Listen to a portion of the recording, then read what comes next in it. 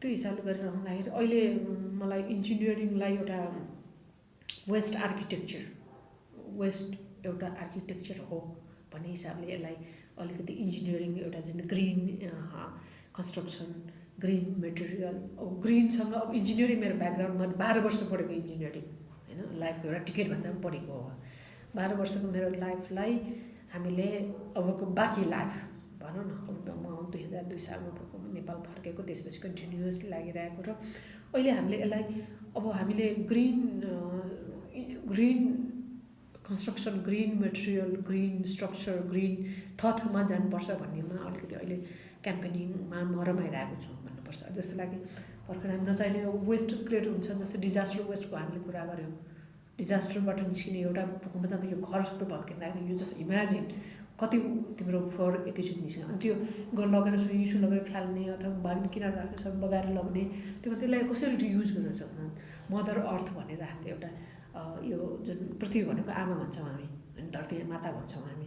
त्यो धरती मातालाई को सम्पत्ति अथवा त्यहाँबाट निस्किने सबै जुन पञ्चतत्त्व चाहिँ चिजलाई कसरी हामीले म्याक्सिमम सदुपयोग गर्ने दोहन गरे भने कहिलेसम्म यो बाँकी रहन्छ त्यसैले हामी इन्जिनियरहरूले अझ सोच्नु पऱ्यो मैले डिजाइन गरेको घरमा एसी नचलाइकन बस्न सक्नु हुनु पऱ्यो मैले बनाएको घर भोलि भत्किँदाखेरि केही हुँदाखेरि पनि जस्तै पेनहरू युज गर्दाखेरि त्यो पेनमा लेड नमिसेको हुनु पऱ्यो जसले गर्दाखेरि स्वास्थ्यलाई हानि नगरोस् उसले वातावरणलाई नगरोस् त्यो किसिमको अब क्याम्पेनिङ गर्नलाई चाहिँ नि लाग्नुपर्छ भन्ने लाग्छ र त्यही अनुसारको यो ग्रिन स्कुल भन्ने प्रोग्राम चलाइरहेको छु मैले होइन स्कुलहरूमा बच्चाहरूदेखि सिकाउनु पऱ्यो तपाईँको आफ्नै प्रोग्राम हो कि अब मैले मेरो नेपाल सफा नेपाल भन्नु म त्यतिखेर त्यहाँ बस्दाखेरि गरेँ त्यसपछि राष्ट्रिय योजना गएँ त्यहाँ पूर्वाधार सेक्टर हेर्थेँ मैले होइन राष्ट्रिय योजनामा त्यहाँबाट योजना आएको पूर्वाधार सेक्टर हेर्ने सदस्य भइसकेपछि त्यहाँ हरेक त्यो जुन 14 योजना बनाउने अवसर पनि मिल्यो त्यसको आधारपत्र कोर्ने त्यो अवसरमा हामीले हरेक ठाउँमा वातावरण जोड्नु पऱ्यो अब भन्ने किनभने मेरो विषय त्यो रहेछ भन्ने जस्तो लाग्यो मलाई इन्जिनियरिङ थियो पहिला होइन त्यो जहाँ फर्मुला बसिसकेपछि मलाई एक किसिम त्यो समय एउटा this is my subject this is my topic भन्ने जस्तो भयो क्या त्यस्तै त्यहाँ योजना आयोगमा बस्दा चाहिँ त्यसले होइन के कुरा सिक्नुभयो के कुरा गर्न पाउनुभयो हामीले त्यहाँ बस्दाखेरि एज ए आम प्लानर होइन बाई एजुकेसन प्लान भएर हामीले प्लान गरिरहँदाखेरि आम नागरिकले बुझेको छ कि छैन प्लान त 14 भयो भन्दाखेरि त्योभन्दा पहिले त 13वटा त बनिसकेको छ भन्दाखेरि कारण प्लानिङ इज वान पार्ट तर त्यसले इम्प्लिमेन्टेसन अनदर पार्ट भन्छु क्या म त्यसैले हामीले प्लानिङ गरिरहँदाखेरि 2-3वटा पोइन्टबाट हेर्न सक्ने त्यहाँ बस्दाखेरि कति फ्रस्ट्रेट पनि भयो होइन कति गराउन सकिने हो कि होइन भन्ने हिसाबले दोस्रो भनेको यो जुन त्यहाँबाट सिकेको मैले भनेको हामीले प्लानिङ गरिरहँदाखेरि सर्टेन प्लानिङको हिसाबले मात्र हेरेर हुँदैन त्यो आम नागरिकको स्किल कस्तो छ कार्यक्षमता कस्तो छ हाम्रो इकोनोमी कस्तो छ होइन मानसिकता कस्तो छ समेतलाई हामीले ध्यानमा राखेर प्लानिङ गऱ्यो भने मात्र सक्सेस हुने रहेछ भन्ने एउटा सिक्ने मौका भयो मलाई त्यहाँ बस्दाखेरि र 14औं योजनाको जुन उसमा अब जे छ त्यसैबाट जसरी बेस्ट पाउने अब त्यहाँ रोइखराइ गरेर त भएन नि होइन भएको चिजलाई म्याक्सिमम सदुपयोग कसरी गर्न सकिन्छ भन्ने हिसाबले गरेर थोरै साथीहरूले इन्टरभ्यू दिँदा बहु योजनाले काम गर्न नसक्यो हो भन्ने ठाडो भन्ने म पनि हो होइन योजनाले गर्न नसक्यो भन्दाखेरि सोचेको जस्तो गर्न नसक्यो के हो उसलाई त्यो किसिमको थिङ्क ट्याङ्कहरू पनि डेभलप गरेकै छैन कसैकोले टिपेर टक्क लगाएर राख्ने मात्रै गरेको कारणले त्यो हुन सक्ला हाम्रो थिङ्क त्यहाँबाट चाहिँ रियली थिङ्क ट्याङ्क हुनु पर्थ्यो होइन अब त्यहाँ गभर्मेन्ट चेन्ज हुने बित्तिकै अब सडन सोचेर गएको छ प्रधानमन्त्रीले राजीनामा दिएछ ठ्याक्कै म पनि त्यतिखेर त्यसपछि मैले पनि राजीनामा दिएँ होइन त्यो हिसाबले गर्दाखेरि सर्टेन पिरियडलाई हामीले ठ्याक्कै प्लान बनाउने मान्छेले इम्प्लिमेन्टेसन गरिरहेको समेत रेखदेख गर्नुपर्ने मोनिटरिङ इभ्यालुएसन भन्छौँ नि त्यो चिजमा मोनिटरिङ इभ्यालुएसन कसरी गर्ने भने खाका ड्याङ्गै बनाउन चाहिँ नसकेको अवस्था जस्तो लाग्यो मलाई प्रेसर नपर्ने तपाईँ माननीय हुनुहुन्छ सांसद हुनुहुन्छ तपाईँको सिफारिस मैले गर्न भन्न नसक्ने अनि बहुवर्षीय योजना भनेर राखिदिने बहुवर्षीय हुँदा त्यो डिपिआर कम्प्लिटली हुनु पर्थ्यो त्यो छैन 20-25 हजार पनि राखिदिएको छ त्यो त तपाईँ नगरपालिका वडाले गर्न सक्थ्यो भन्दाखेरि हामीले कसैलाई खुसी मात्र बनाउन खोजिरहेको छौँ कि भन्नेलाई जब केही मान्छेलाई खुसी बनाइरहँदा देश दशकौँ पछाडि जाने अवस्था रहेछ भन्ने मैले त्यो सिक्न जाने अवसर त्यहाँबाट भयो मलाई अनि त्यसपछि दिदी चाहिँ यता इन्जिनियरिङ एसोसिएसनको चाहिँ 31औं कार्यकारिणीमा अध्यक्ष हुनुभयो होइन? त के थियो दिदीको प्लान, के सोच थियो होइन? त्यहाँको अनुभव कस्तो भयो? त्यो मलाई अर्को अनुभव भयो जुन चुनाव गर्ने भने एक किसिममा हो। म योजनाबाट भर्खर निस्केको पनि थिएँ त्यतिखेर। त्यस अर्थमा मसँग एक किसिमको त्यहाँ योजना जुन योजना हाम्रो देशको हेर्नुहोस् है, हाम्रो देशको झन्डै 80-90% बजेट कसको हातबाट खर्च हुन्छ भन्दाखेरि इन्जिनियरको हातबाट। कसरी भन्नुहुन्छ तपाईँ हेर्नुहोस्, हाम्रो पूर्वाधार भनेको जसमा हाम्रो जस्तो सिँचाइ पूर्वाधार त्यो पनि हो है, भौतिक पूर्वाधारको कुरा गरिरहँदै सडक, हाइवे,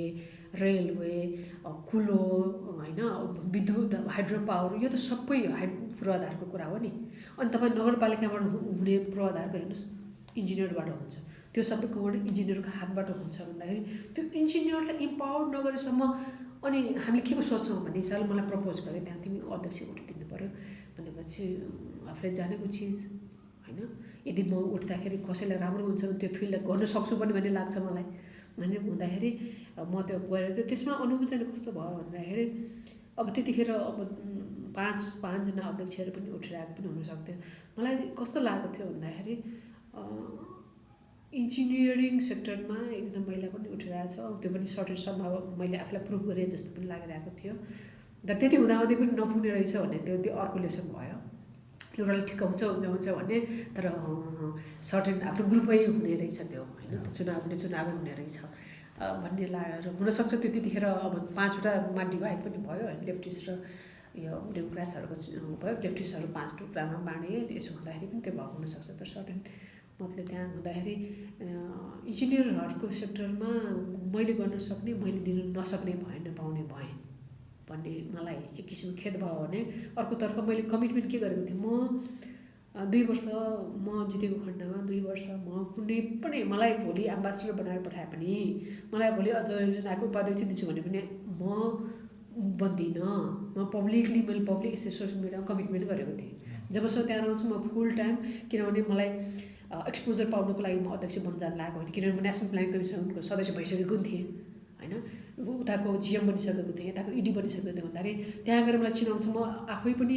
एक किसिमले सर्टेन स्ट्रगल गरेर गइसकेको हुनाले म इन्जिनियरहरूमा भएको विकृति, इन्जिनियरको भोइसलाई मेरो भोइस बनाएर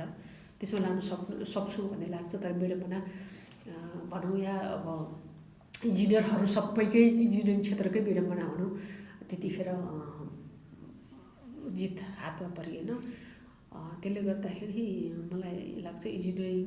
पेसामा गर्न सक्ने जति मैले गर्न पाइनँ कि। इन्जिनियरहरूको प्रोफेसन होइन, राजनीति अनि त्यो शिक्षामा महिला सहभागिता चाहिँ कस्तो छ? अलिक कम हो? धेरै कम नि। अब महिलाको सहभागिता त्यसै पनि अरू ठाउँमा छ। तपाईँ स्कुलकै जेनरल स्कुलमै जाने बच्चाबच्ची केटीकेटी हेर्नुहोस्, छोरा मान्छे र छोरी मान्छेमा त्यही पनि कम पनि भयो। त्यहाँबाट पढ्दै पढ्दै गएर अझ राम्रो पढ्ने मान्छेहरू तपाईँ कलेज जाँदाखेरि त्यसै पनि कम हुने भयो। र कलेज पढ्दा पढ्दै पनि जस्तै अब तपाईँ ब्याचलर पढ्नुभयो, इन्जिनियरिङ पढ्नुभयो, आधा छोडे त्यसै पनि हुने भयो, बिहा भयो जहाँ भयो छोड्यो किन गरिराख्ने भन्ने भयो। कलेज कम्प्लिट नगर्ने महिलाहरू पनि भयो, कम्प्लिट भइसकेकाहरू पनि सर्टेन मात्रै आउँदाखेरि त त्यो त छानेर आउँदा महिला त त्यसै पनि कम छ नि हाम्रो। आरक्षणले गर्दा पनि होला है? आरक्षण त कति छ र? 10%। आरक्षण भनेको त गभर्मेन्ट उसमा मात्रै भयो, अरू कहाँ छ र आरक्षण भने? तर गभर्मेन्ट मात्रै होइन नि त इम्प्लोय भने त, गभर्मेन्ट त सर्टेन पर्सेन्ट मात्र दिन सक्छ। हामीले त अहिले मैले बुझेअनुसार अब म गभर्मेन्टमा कहिले पनि इन्जोय गरिनँ। म यद्यपि भवन विभागमा काम गरेँ, नगरपालिकामा काम गरेँ। म त जागिर खाने जागिर दिने ठाउँ गर्नुपर्छ। हामी एन्टरप्रेनर जस्तै म कहीँ 10-15 जना काम गर्नुहुन्छ होइन अहिले, त्यो हिसाबले गर्दाखेरि अरू ठाउँमा खोइ त अनि अरू ठाउँमा खोइ त गभर्मेन्ट सेक्टरले मात्रै आरक्षण दिन्छ, अरू तपाईँले प्राइभेट भएर दिनुभएको छ भन्नु क्वेसन होइन। अनि हामी आफै पनि म आफै महिला एन्टरप्रेनर बन्न सक्छु भन्ने सोचे त्यस किसिमले डेभलप गरेका छौँ त छैनौँ नि। त्यस हिसाबले आरक्षण त गभर्मेन्टको कोटाभित्र, त्यो आरक्षणले गर्दाखेरि पनि अहिले तपाईँहरू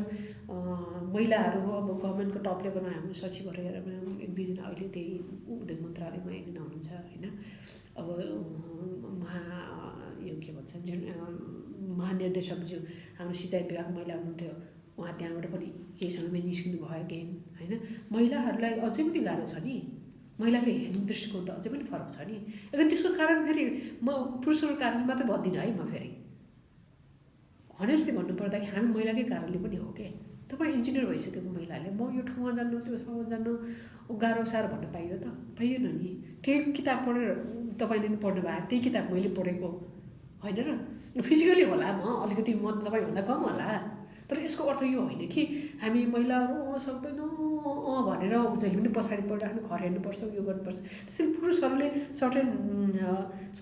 पनि सर्टेन घरको काममा पनि अब एउटा इन्जिनियर महिला भइसकेपछि उसको पनि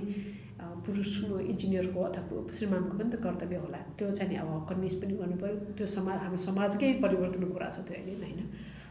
त्यसै अर्थले हेरिरहँदाखेरि मलाई हामी महिला आफै पनि हामीले आफैलाई पनि केलाएर हेर्नुपर्छ जस्तो लाग्छ मलाई जस्तै हरेक निकायमा अहिले 33% चाहिँ आरक्षणको व्यवस्था गरेको छ होइन तर जस्तै इन्जिनियरिङ एसोसिएसनकै कुरा गर्ने हो भने चाहिँ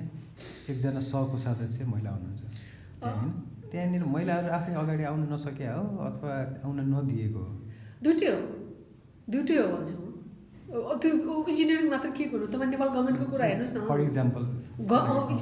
अब हामी इन्जिनियरिङ कुरा गर्ने इन्जिनियरको त्यो छँदैछ तपाईँको टप लेभलमा इन्जिनियर अब महिला आरक्षणको कुरा गरिराख्दाखेरि आइएम त्यो कन्भिन्स छैन क्या किन भन्दाखेरि आरक्षण भनेर तपाईँले कसलाई ल्याउनुहुन्छ भन्दाखेरि केही गर्न नसक्ने जस्तो कोटाको लागि कोटा दिइरहेको डिसिजन मेकिङमा पुगेको छ त ऊ होइन म जस्तो महिला लानुहोस् त अनि त्यो ठटाएर भन्न सक्ने मान्छे लानु पऱ्यो नि अनि जे पनि हस् भनेर ल्याएको लाएर महिलाको नाममा महिलाको लगिदिने अहिले किन त्यो सांसदमा नहोस् अथवा मेयर उपमेयरमा नहोस् किन नहोस् होइन यो पोलिटिकल लिडरहरूले पनि सेलेक्ट गर्दाखेरि आरक्षणको नाममा आरक्षण भनिरहँदाखेरि उसले एकजना महिला बन्न मात्रै जाने होइन नि उसले इन्टायरली उसको इम्प्याक्ट पछाडिकोहरूलाई कति तान्न सक्ने भयो उसले त्यो किसिमको अब क्वालिटी बेसमा पनि जानुपर्ने हुन्छ होइन तर हामीले आरक्षणहरू सर्टेन पिरियडसम्म चाहिने आरक्षण दिनु पनि पर्छ किनभने धेरै ग्याप भयो क्या पुरुष र महिलाको बिचमा यो त महिलाहरूलाई पढ्नु भने ठुलो कुरा भइसक्यो पढिसक्यो त्यो इन्जिनियर पढ्नु ठुलो कुरा भइसक्यो इन्जिनियर गरेर जागिर खानु ठुलो कुरा भइसक्यो जागिर खाएर घर मेन्टेन गरेर बस्नु ठुलो अझ त्यसमा पनि छन् बच्चा हेर्नु पर्ने भयो उसले त्यस अर्थमा हामीले तर त्यो सबैलाई हामी भनौँ न हामी म महिलाहरू सबैलाई के भन्न पनि चाहन्छु भन्दाखेरि हामी पुरुषहरूसँग माइन्ड हुन्छ दिमाग काम गर्छ उनीहरू हामी भनेको दिमाग र दिल दुइटैले काम गर्छ उनीहरू तपाईँहरूको दिमाग एकदम चल्छ तर दिल हुँदैन है उनीहरू त्यो केटी मान्छेसँग हामी दिल हुन्छ नि यार हामीसँग हाम्रो शक्ति भनेको त्यही हो फिजिकली विक तर हामी भित्र आफ्नो बल त हामी अब हेर्नुहोस् न बुढाबुढी कालमा हेर्दाखेरि बुढी मान्छेहरू महिलाहरू धेरै मान्छेको देखिन्छ नि उनीहरूको जिन्दगी उनीहरू नाति पनाति हुर्काएर नाति छोरा हुर्काएर पनि बितिरहेको हुन्छ तर लोग्ने मान्छेहरूलाई सर्टेन उसमा श्रीमती छैन अथवा समथिङ भने कति छ उनीहरूको लाइफ स्पान हेर्दाखेरि त्यस अर्थमा हामीले त्यसलाई कहिले हामीले क्याच गर्न सकेको हामी महिलाहरूले एउटा इन्जिनियर महिला भएर मैले अर्को इन्जिनियर महिलाको लागि मैले के गरेको छु मैले पनि जवाबदेही हुनुपर्छ त्यसमा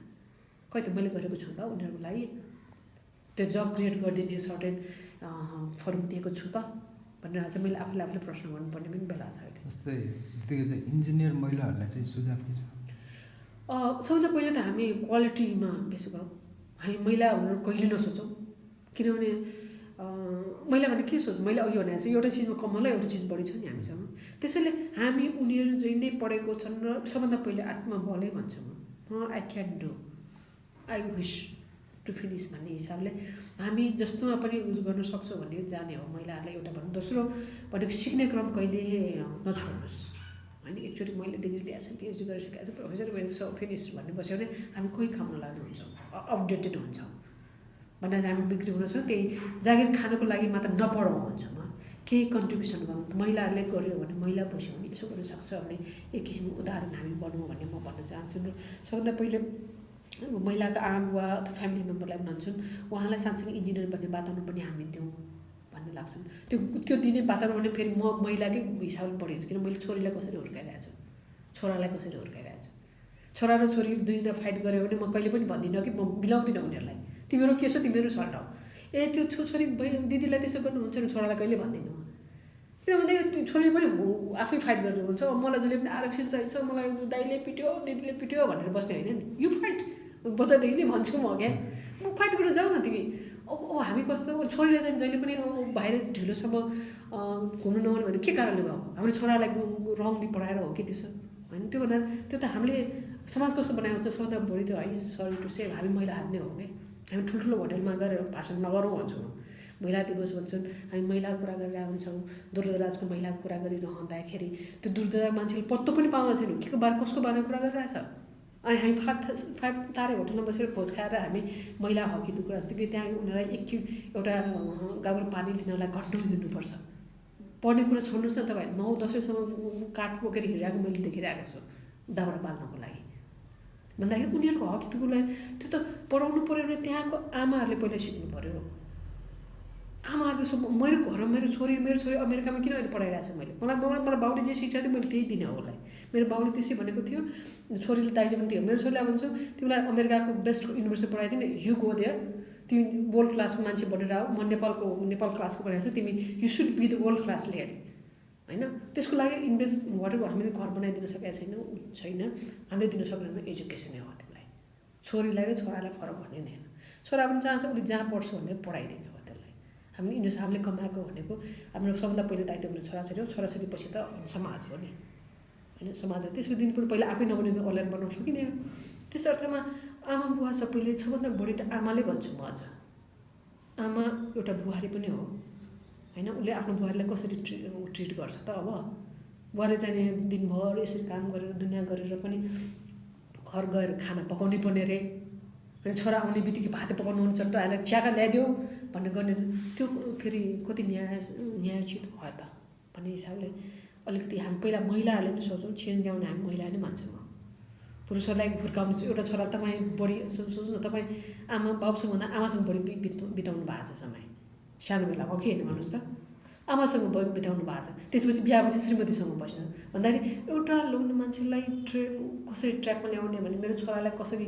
शिक्षा दिने, सुसंस्कृत कसरी बनाउने त एउटा आमाको कुरा हो नि। त्यसैले हामी आमा भएर एउटा पहिलो सोचौँ। दोस्रो, इन्जिनियर महिला भइसकेपछि हाम्रा छोराछोरीले एउटा प्राउड फिल गर्न सक्ने वातावरण दियो। मेरी मामी यस्तो काम गर्छ, मेरो छोराले चाहिँ पनि सोधेर आउँछ फलाना अब लगिरहेको हुन्छ म होला डिफ्रेन्ट डिजाइनहरूमा, अनि उसले प्राउड फिल गरोस् क्या छोराले, जसले गर्दा मभन्दा बेटर हाम्रो आमाभन्दा हामी बेटर थियौँ, हामीभन्दा तिमीहरू बेटर हुनुपर्छ होइन। नत्र के फरक भयो भने जेनेरेसन चेन्जको लागि चेन्ज होइन त, हामीभन्दा त बेस्ट हुनु पऱ्यो तिमीहरू। हामी सबै महिलाहरूले आफ्नो छोराछोरी हुर्काउँदै पनि हाम्रो परिवारलाई मेन्टेन गर्दै पनि क्वालिटी मेन्टेन गर्दै पनि फेरि हामी आफूले पनि विचार गरौँ भनेर भन्न चाहन्छौँ सबैले। अब आफ्नो लागि पनि बाँच्नु पऱ्यो नि अगेन होइन। तिमी कस्तो भन्नु आफू चाहन्छौ भन्दाखेरि आफू पनि आफ्नै किसिमको भनौँ न त्यसलाई, अब अपन्न त आफ्नै किसिमको आइडेन्टिटी भएको त जुन कुनै क्षेत्रमा पनि एउटा छुट्टै एउटा क्रिएट गर्न सक्ने